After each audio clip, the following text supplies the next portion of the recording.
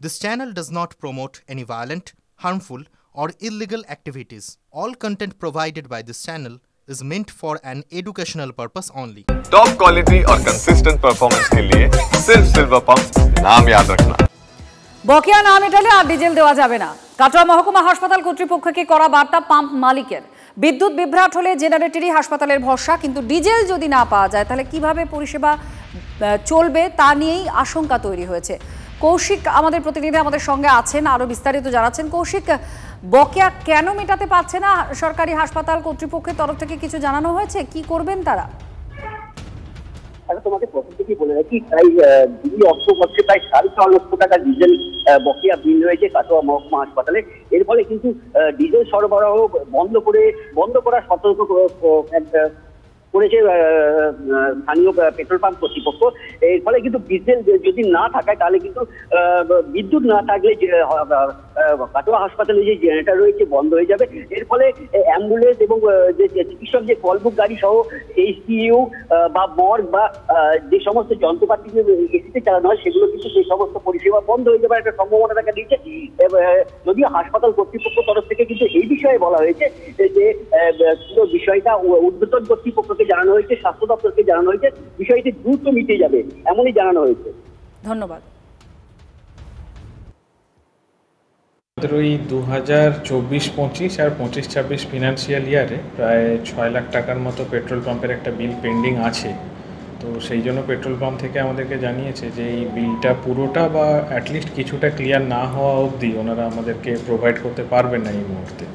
তো সেই ব্যাপারে অলরেডি আমরা আমাদের ঊর্ধ্বতন কর্তৃপক্ষকে জানিয়েছি চিঠির মারফত এবং ই-ফাইল মারফত, এবং মানে আমরা আশা করছি যে ওখান থেকে অ্যালটমেন্টটা এলে আমরা যদি পেট্রোল পাম্পকে প্রোভাইড করে দিতে পারি তাহলে এই সার্ভিসটা আবার কন্টিনিউ হয়ে যাবে আর কি ওনাদের তরফ থেকে। কিছুটা তেল আমাদের কাছে আছে এবং সুপারিনটেনডেন্ট স্যার কথা বলেছেন অলরেডি পেট্রোল পাম্পে, বলার পরে ওনারা 150 লিটার মতো অ্যালট করছেন। সেইটা দিয়ে তো কিছুটা আমাদের ম্যানেজ হবে এবং তার মধ্যে যদি আমাদের অ্যালটমেন্ট চলে আসে তাহলে পেট্রোল পাম্প সার্ভিসটা কন্টিনিউ করে দেবে আর কি। হ্যাঁ, যদি না আসে তাহলে একটু সমস্যায় পড়বো আর কি আমরা। ভোটের আগে বিস্ফোরক দাবি কুণাল ঘোষের। বিজেপির 4 সাংসদ আর 27 জন বিধায়ক তৃণমূলে যোগ দিতে চান। এই বিস্ফোরক দাবি করছেন কুণাল ঘোষ। রাজ্য প্রশাসনের অফিসাররা শুভেন্দু অধিকারীকে সাহায্য করছেন নানা তথ্য দিয়ে। এসআইআর বিতর্কের মধ্যে বিস্ফোরক দাবি শুভেন্দু অধিকারী করেছিলেন, আর তার মধ্যে কুণাল ঘোষ এই দাবি করে বলছেন যে আগে নিজের ঘর সামলাক শুভেন্দু। বিজেপি 4 জন সাংসদ 27 জন বিধায়ক সরাসরি তৃণমূলে আসতে চান। বিজেপিতে তারা বিরক্ত, তাদের কেউ আসবেন, কাউকে বলা হবে না এখন ওখানে থাকতে। তো ওখানকার সব খবর তো ওখান থেকে দিচ্ছেন, আগে সেই ঘর সামলান। মমতার প্রশাসন যেভাবে নির্বাচন কমিশনকে বিধ্বস্ত দেখাচ্ছে, আমার প্যাড গুরুত্বপূর্ণ প্যাড, এলওপির প্যাড, তাকে ব্যবহার করে ইলেকশন কমিশনে আমি জানাতে থাকবো। আর থ্যাঙ্কস টু অ্যাডমিনিস্ট্রেশন প্রায় 100-র বেশি WBCS, প্রায় 20 জনের বেশি IAS আমাদের হেল্প করছে। তারা সব তথ্য আমাদের দিচ্ছে প্রতি মুহূর্তে। এবার তুফানগঞ্জের বাসিন্দাকে অসম সরকারের এনআরসি নোটিশ। তুফানগঞ্জের 2 নম্বর ব্লকের বাঁশরাজার বাসিন্দা মমিনা বিবি এই নিয়ে তৃতীয়বার নোটিশ পেলেন। 40 বছর আগে অসমের ধুবড়ী জেলার বাসিন্দার সঙ্গে তার বিয়ে হয়। 2 বছরের মাথায় ছাড়াছাড়ি হয়ে যায়, স্বামী বাংলাদেশে চলে যান।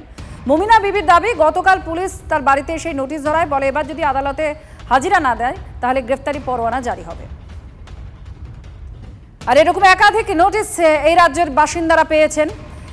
আপনাদের দেখাচ্ছি 4 জনের ছবি যাদের হাতে অসম সরকারের এনআরসি নোটিশ। অঞ্জলি শীল, উত্তম কুমার ব্রজবাসী, যাকে নিশিকান্ত দাস, আর এই মমিনা বিবি, এই 4 জনকে এনআরসির নোটিশ অসম সরকার পাঠিয়েছে। এবার তৃতীয়বার মমিনা বিবি এই এনআরসির নোটিশ পেয়েছেন বলে দাবি করছেন। আপনার বিয়ে কোথায় হয়েছিল? আসামে। কতদিন সংসার করেছিলেন? 1.5 বছর। স্বামী বাড়ি কি ওখানে? হ্যাঁ, স্বামী এখানে এসছে? স্বামী নিয়ে এখানে আছি, তখন স্বামী 2 বাচ্চা হওয়ার পরে তখন আমার কিনছেন না বাপের বাড়ি নাকি? না না, বাপের না, এটা কিনে নেওয়া হয়েছে। পরে এসে কিনছেন এখানে? এখানে কি ভোট দিচ্ছেন? এখানে তো আমার ভোট হয়। এখানেই ভোট হয় আপনার? আসামে তো আমার একবার ভোট হয়নি। আসামে একবার ভোট দেননি? এখন কেন দিল কালকে ওই যে পার্টি লোকের দেখাইলাম, দেখার পরে কয় যে এনআরসি নোটিশ, এইটুকুই। এখানে বসবাস, আমার দাদুর বাড়ি এখানে, আমার মার জন্ম এখানে, মা বিয়ে আগমনী আসাম, ওখান থেকে আবার আসছে 1-1.5 আগের কথা আমরা তো বলতে পারবো না। তা আমরা তো এখানেই জন্ম, এখানেই থাকি আমরা সপ্তাহ, মানে 40 বছর 42 বছর বয়স আমার। তুফানগঞ্জের বাসিন্দাকে এনআরসির এই নোটিশ পাঠানোর পরেই গর্জে উঠলেন তৃণমূল বিধায়ক রবীন্দ্রনাথ ঘোষ। বিজেপি নেতাদের বাড়ি ঘেরাওয়ের নিদান দিয়েছেন বিধায়ক। আসামের মানুষ, বেশিরভাগ মানুষ বাংলা ভাষায় কথা বলে, সুতরাং বাংলা ভাষা বাঙালি হওয়া অপরাধ নয়। তাই আমরা বলবো ধৈর্যের বাঁধ ভাঙবেন না, নাহলে কিন্তু এখানেও যারা বিজেপি আছে আমরা কিন্তু ছেড়ে কথা বলবো না, আর হাতে চুরি পরে থাকবো না।